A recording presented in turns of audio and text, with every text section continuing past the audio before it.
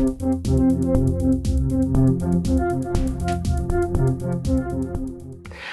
everyone, it's Elizabeth from Elpis Astrology at elpisastrology.com. Thanks for joining me today.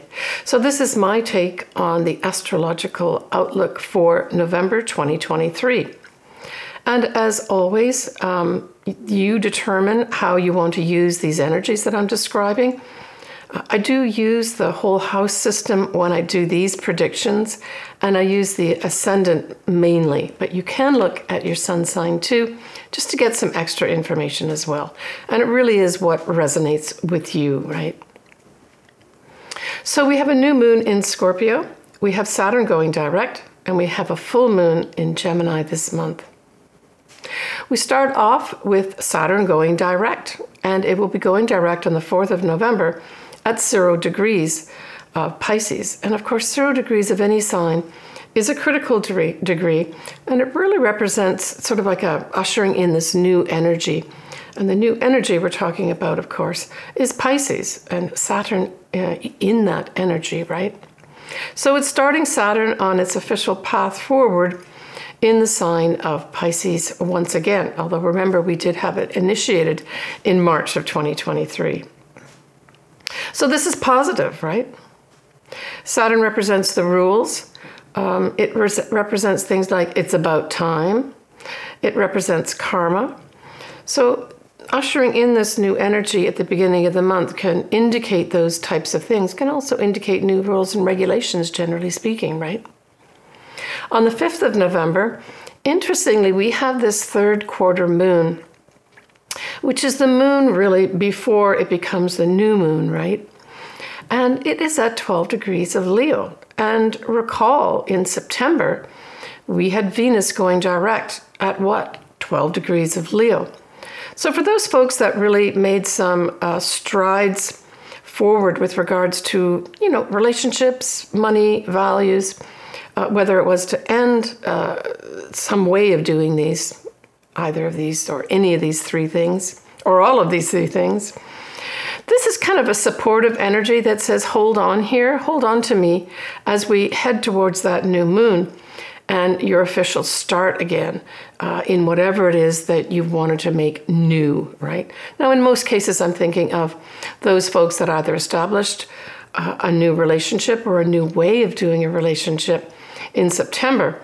This gives you support for that. Now, it can bring it the support in like a one last test, or an understanding inside yourself that, yeah, I made the right decision. That type of thing, that type of energy can come in prior to the new moon, because it's at that point that Venus went direct early in September, right?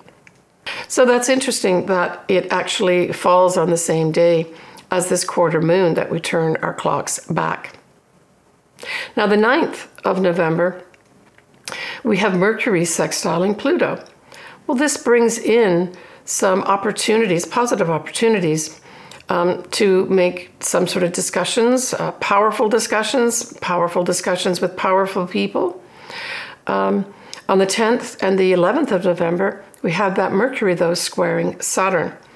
And so this is kind of the opposite of that. It's potentially, I'm thinking more on a collective or global level, ignoring the rules and regulations and just making a decision and announcing that you're going to do it your way. That's that whole Mercury square Saturn here, right? Kind of disobeying the parents, ignoring the rules and regulations. So that's the 10th and the 11th of November. So this leads up and ushers into our first new moon in Scorpio. So happy new year to all my Scorpio folks, including my daughter Allison. Her birthday is very close to this, so she's got her newness for this new moon is going to last for the whole year for her. And so this new moon in Scorpio on the 13th of November is at 20 Scorpio, 43 minutes at 1:26 a.m. Pacific Standard Time. Now, the ruler of this moon, there are two of them.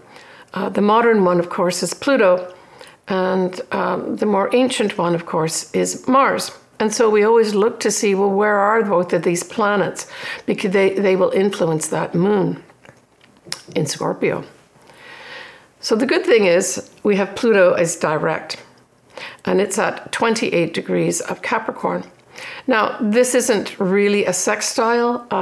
It's what you call a wide sextile, but at least it's positive from the standpoint that a wide sextile is formed and that Pluto is direct. Now, Mars we see at 22 of Scorpio. Well, it conjuncts that moon and the sun.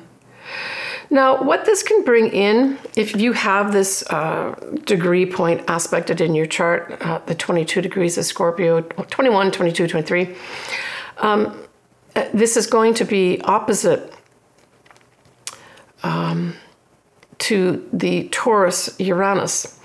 And so at its best, this positive side of this energy can bring in almost like this breaking of chains. So it's like you've been maybe working hard to change something, to get somewhere, putting lots of effort in. And this new moon says, oh, I can feel myself breaking free of this and moving forward. So that's the best way that this energy can play out.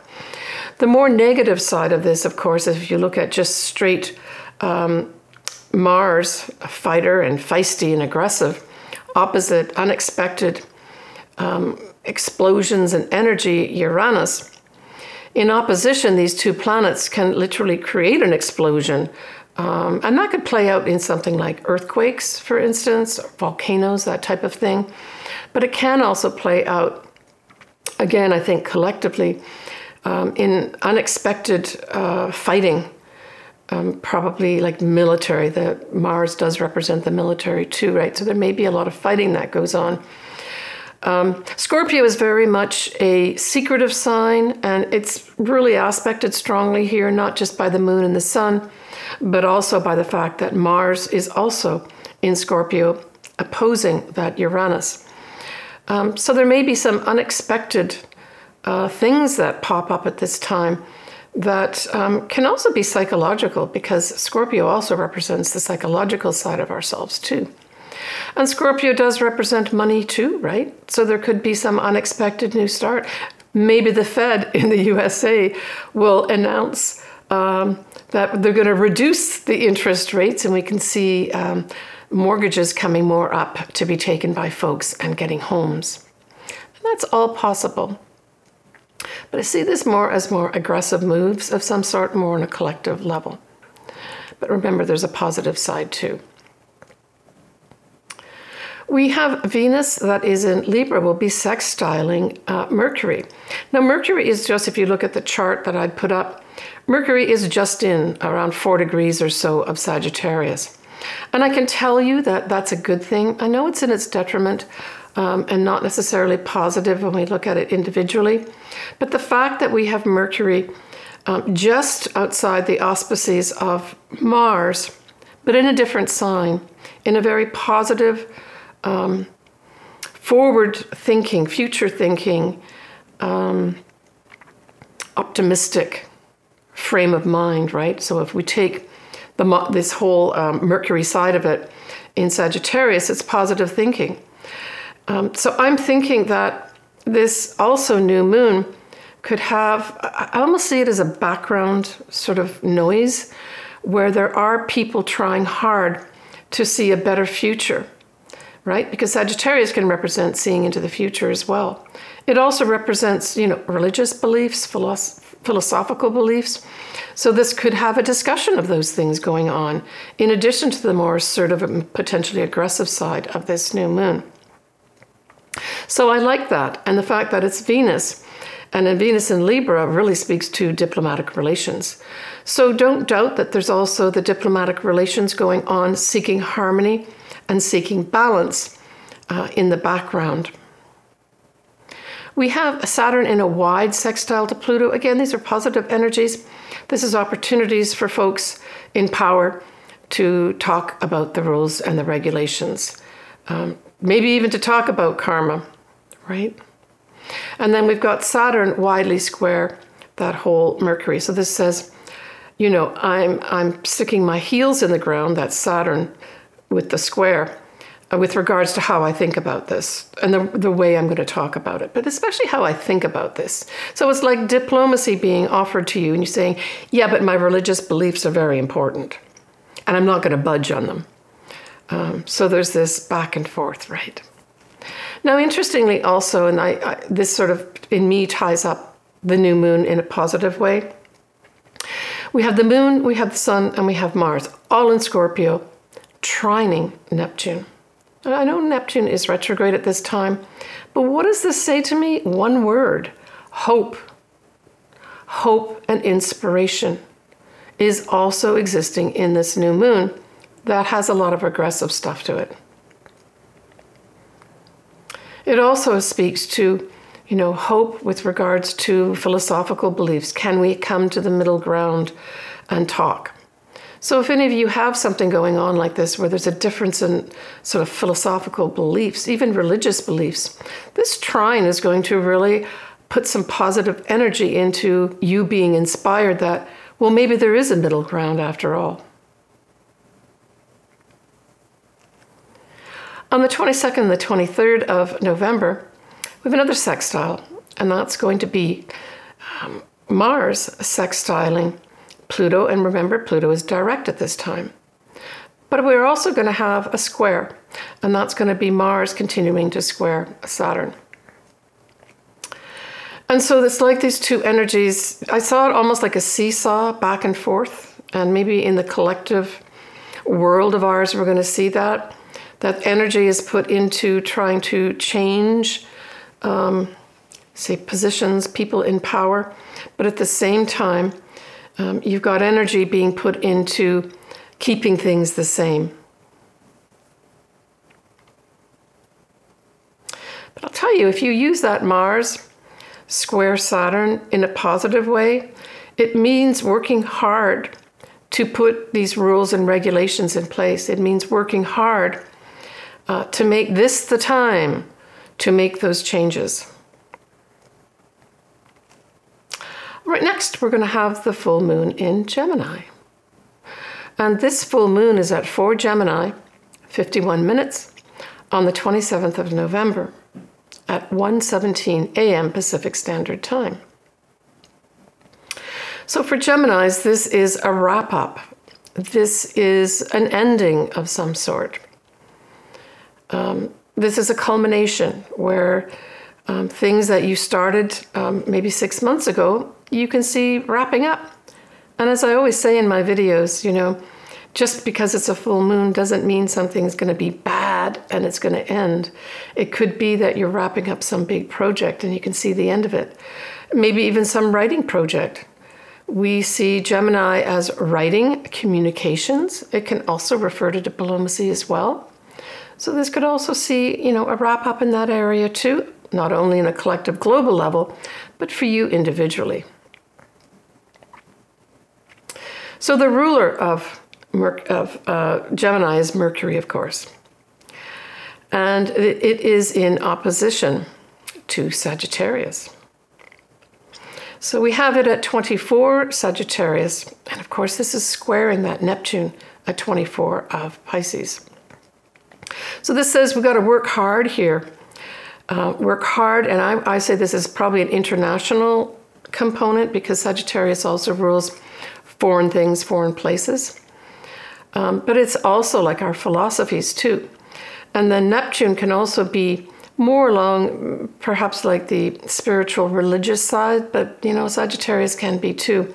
So I see there's going to be a clash here with regards to how I think, how I communicate about my philosophies and beliefs. And that's kind of a big sort of theme for this full moon in Gemini. We could even see collectively people standing up in a pulpit, you know, espousing these and saying how important they are. Certainly it's important to communicate, but of course the next word to use is negotiate.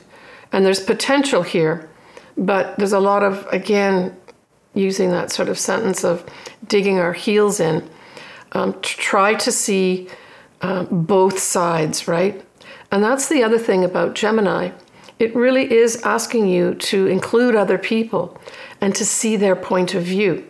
And so this full moon is going to be focusing on a lot of that, working with others so that everyone can benefit here. Hearing, right? Both sides and thinking through, Gemini, what you should say, where there's a coming together as opposed to a coming apart.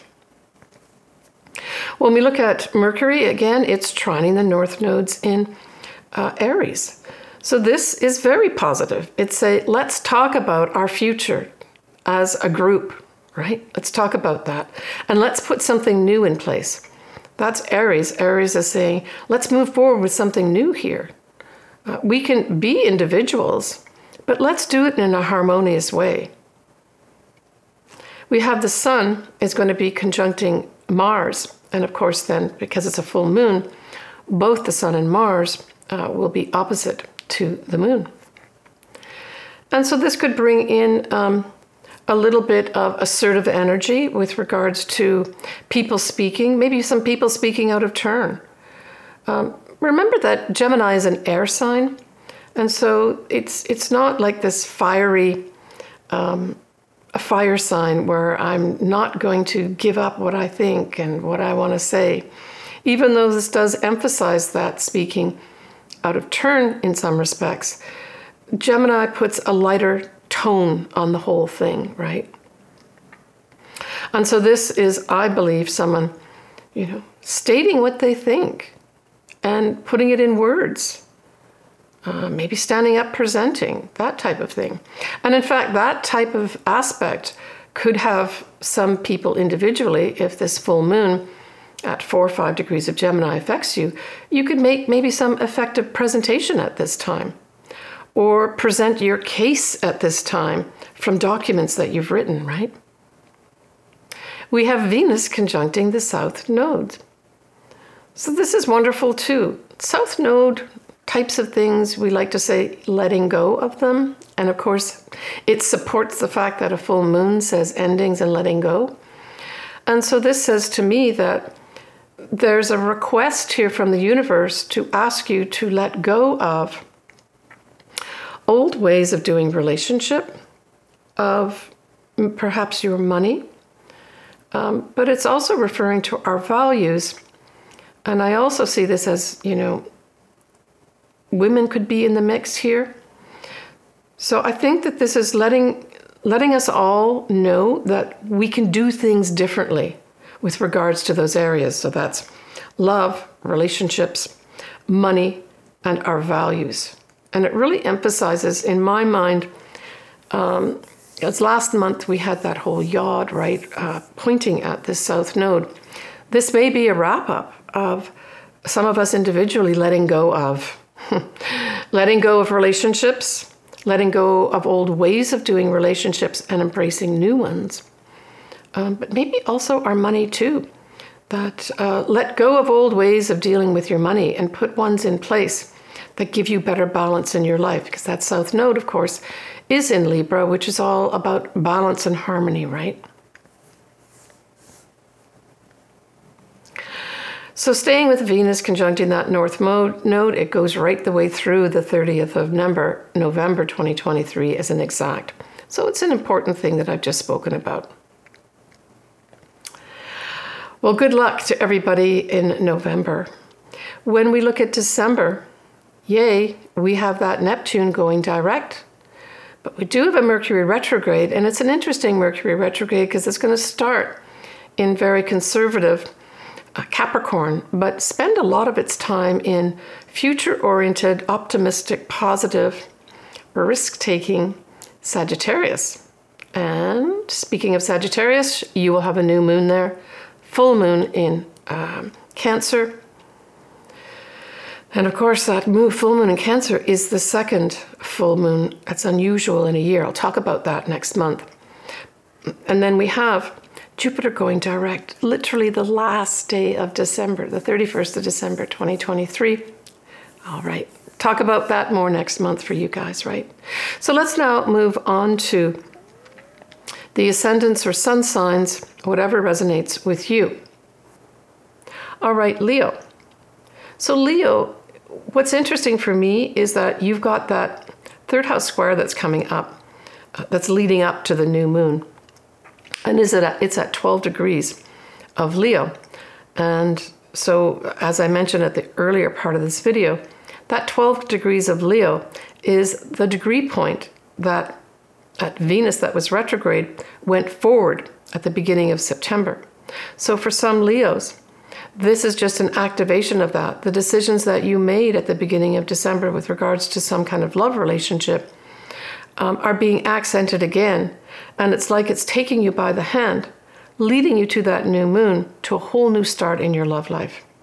For others, it could have something to do with your money, because Venus can deal with money and your values as well. And it can be all three of these, right? But it's an activation of whatever happened at that first week in September with regards to love, money, your values. In particular for you, Leo. Now, when we look at that new moon in Scorpio, it squares your sign in the 4th house. So right off the bat, I'm thinking that you just might have some psychological blocks with regards to fixing something in the home. Maybe you're renovating something in the home and you have to think outside the box to make it easier for yourself. That's what I'm getting as a straight off here. But for other Leos, it could be that your mother or your family are presenting challenges for you, or maybe they're having challenges and you have to step in to help them with those challenges as well. For others, it could be you've got roommates that, are causing you some stress, and that maybe you need to have discussions with them and it's a difficult thing to do. But that peace has to reign in your home, and that you have to take the initiative maybe to have some conversations that are difficult at this time. For others, it might be that you're trying to buy a new home and it's not so easy. I mean, we know the mortgage rates are really high right now. And so it has you working hard to get the best mortgage rate you can to buy that lovely home and qualify for that lovely home that you want. But they are new starts for you. It just means that anything to do with the home, mother, or family just may require you to think outside the box and just put a little more effort into it. Do that, and everything should be fine for you for the new starts, Leo. Now that full moon in Gemini nicely sextiles your sign, Leo, and it's in the 11th house. So this is potentially new friends being developed, new groups that you decide you want to belong to, new initiatives in getting money for those Leos that have their own business, right? Because that 11th house does rule that too. It could also have you having some opportunities to have maybe a wish of yours, a desire of yours, a dream come true. And it could come through because it's Gemini, right? It doesn't matter that it's a full moon. It's Gemini, so some communication comes through. I'm just getting this inspiration and intuition that maybe for some Leos, you've submitted, maybe some time ago, a photograph or a poem or anything like that for a competition, and you get notification at this full moon that you've won. That would be an awesome way to use this energy. Or that a group that you belong to, right, the 11th house, nominates you and communicates with you and says, would you lead our group? Would you be the director for the next year, or the president or vice president of our group for the next year? Would you lead us? Because Leo, you are a leader at this time, right? You like to lead and you're very creative. So especially if it's related to any kind of creative project that they want you to lead, really consider it carefully, because that could be wonderful for you. All right, take care of yourself, Leo. Okay, folks, well, that wraps up my take on November. As always, I would love to do your chart. Everything is below to communicate with me. I'm wishing everyone the best of luck here in November. Hopefully it's going to be a more settled month for most folks after we finished those 2 eclipses, powerful eclipses in October. Stay tuned for my December 2023. I'm also going to be, from the looks of it, with my subscribers, probably doing my first live YouTube. I'm thinking sometime in December, if I keep getting subscribers up to the 10,000 mark. It's almost hard to believe 10,000 subscribers, but thank you very much for everyone that has subscribed. It absolutely means everything to me. So stay tuned for that. I'll also be doing my 2024 year ahead pretty soon. I'll try to do that in November and get that out. But yeah, keep an eye out. If you're subscribed and hit the bell, you'll get notification. Lots of love to everybody. I'm wearing my little heart necklace here. That's a pink stone to send love out to everybody, and lots of happiness too. Take care, everyone, and bye for now.